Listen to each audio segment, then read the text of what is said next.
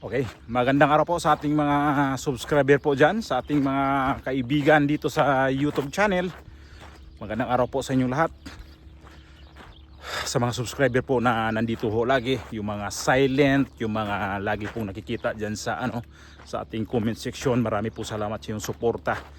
God bless po sa ating lahat sa lugar diha sa San Carlos, Pilar, Bohol. Ingat-ingat po kayong lahat dyan sa mga silingan diha, sa mga kaigsuunan, mga kaparyentihan. Amping mo diha sa Bohol, tibuok Pilipinas. Hoy, pag-usapan pala natin itong flood control ngayon na may isang obispo, itong Archbishop sa Cebu, ito si Abit Oy, nananawagan na sa gobyerno na ituloy ho itong investigasyon na to, at dininig naman ho nitong sa mga senador ngayon na pumalit dito kanila ni Tito Soto. Doon tayo muna para pag-usapan natin to. At dininig ho ito dahil itong si Abit Oy, ito ho yung arsobispo sa Cebu na gusto niya talagang lumitaw itong issue sa flood control para may managot. Kaya lang yung nakaraang sa Senado kasi hindi ho to nila pinapakinggan. Ang ginawa nila dito, 'di ba? Ang ginawa nila dito ay naggawa sila ng ito si Lacson kasi yan, ito ho yung sa tawag nito.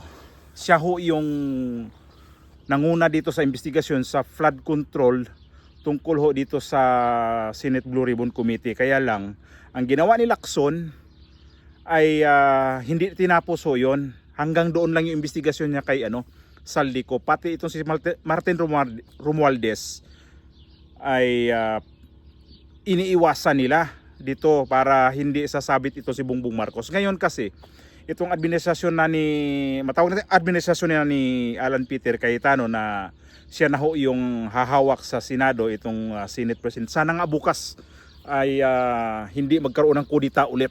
Sana nga itong 13 na mga senador na sa majority ngayon ay sila diyan, mag-steady sila diyan.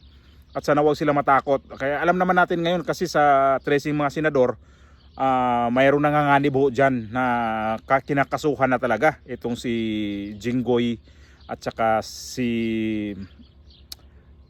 Joel Villanueva, kasunod ho yan, at saka itong si Escudero, yan ho yung tinatarget talaga diyan. Pati ito sila ni Bungo sa issue naman dito sa war on drugs.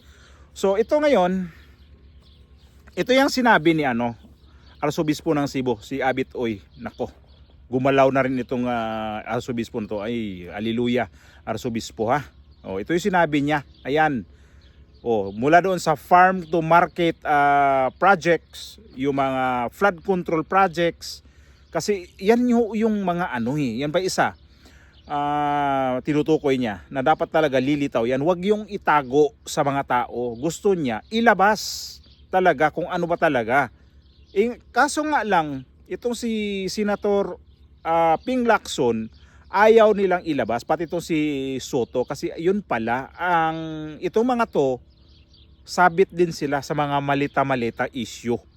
Kasi nga may video nakita na sumakay sila sa chopper na malita ho ang dala. O, slide lang natin yung mga video na yan. Apo sir, kayo din po sir, ingat po kayo sir, maulan ngayon sir.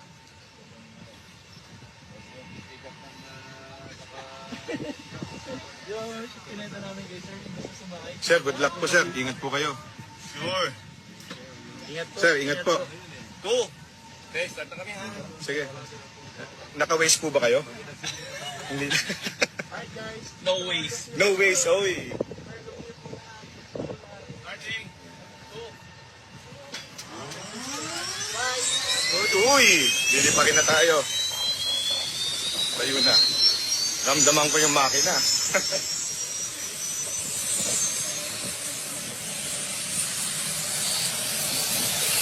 Pag ganyan po, lalayo na po kayo. Dahil magugulo ang hairstyle ninyo. Oh. Yun pala yun na hindi sila interesado at ayaw nilang matuloy itong subcommittee na tinatawag ngayon na ang mangunguna sa pag-imbestiga sa flood control ay itong si Senador Marcolita. At si Senador Marcolita ngayon ay assistant to siya sa Blue Ribbon Committee. Ang Blue Ribbon Committee ngayon na chairman ay itong si Pia Cayetano, yung kapatid ni Senator Alan Peter Cayetano, itong sa Senate President ngayon sa Senado. So ngayon, yun pala. So nakikita natin yung video niya, sumakay sila sa chopper. So ang issue nun ay maghahatid ng maleta di umano. Oh, di ba? Kaya pala pinagtatakpan at itong obispo na ngayon, gusto talaga niya mabuksan ulit yung flood control issue.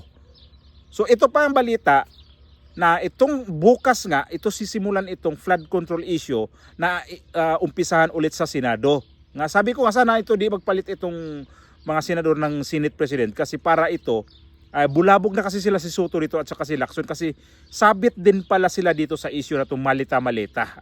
Ayan yung balita nila Paglilinaw po sa ulat kahapon tungkol sa investigasyon sa flood control project sa Senado, kaugnay ito sa komento ni Senate Minority Leader Tito Soto sa lilikhain umanong subcommittee sa ilalim ng Senate Blue Ribbon Committee na hindi raw legal kung hindi raw idadaan sa plenaryo. Ngunit ayon sa senador, mali at hindi na ayon sa konteksto ang tanong sa kanya kaya binawi ng senador ang kanyang pahayag. Nauna lang sinabi ni Senate President Alan Peter Cayetano na itutuloy ng Senate Blue Ribbon Committee ang investigasyon sa flood control scandal. Anya, may bubuing subcommittee para rito at bukas ay mag-i-issue ng mga notice ang Vice Chair ng komite na si Senador Rodante Marcoleta. Patungkol sa balita na yon, di ba?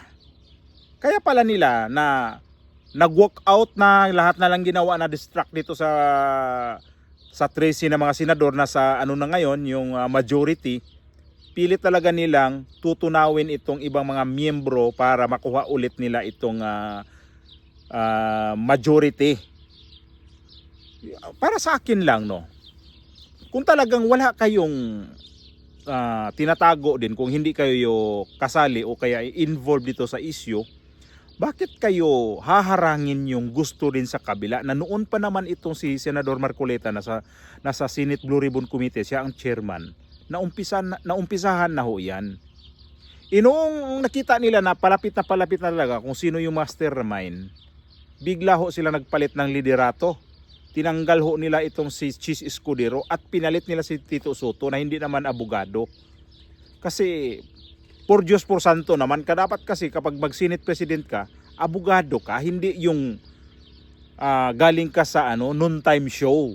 Kasi iba yung abogado Mag-presiding officer ka tapos hindi ka abogado, para ang pangit, no? Presiding officer tapos yung nagpe-preside ka dyan, tapos yung mga miyembro mo dyan, mga abogado, yun dapat, karapat dapat na uupo dyan. Pero ikaw na hindi abogado, ako halimbawa hindi abogado, ako ang dyan, magpe-preside. Ang pangit, no? Kasi nga, ganitong action ngayon sa Senado, impeachment ang nila dito ang tinitingnan.